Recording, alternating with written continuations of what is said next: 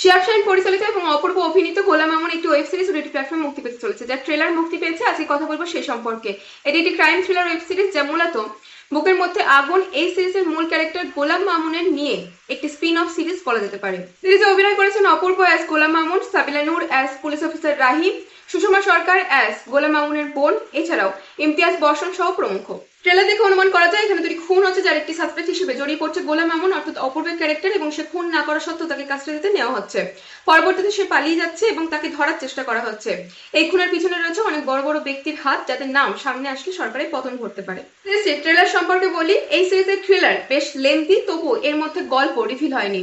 Well design, একই সাথে crime thriller web series হওয়া সত্ত্বেও এর মধ্যে এমন একটি কালার টোন সেট করা হয়েছে যা ড্রামাটিক লুক ক্রিয়েট করেছে। দ্বিতীয়ত, বাংলার ওয়েব সিরিজগুলির মধ্যে এই ধরনের অ্যাকশন সিকোয়েন্স দেখতে পাওয়া যায় না, যা তুলনামূলকভাবে 2-3টি দৃশ্যে দেখানো হয়েছে এবং বেশ ভালো ছিল। তৃতীয়ত, গোলাম মামুন অর্থাৎ অপূর্ব ক্যারেক্টারের যে কারেন্ট অসহায় সিচুয়েশন এবং লড়াই করার সিচুয়েশনটা দেখানো হয়েছে, তেমনি ক্রাইম যারা করেছে তাদের দিকটাও সমানভাবে গুরুত্ব দিয়ে উপস্থাপিত করা হয়েছে, অর্থাৎ দুটি দিককেই ট্রেলারে সমানভাবে গুরুত্ব দিয়ে দেখানো হয়েছে।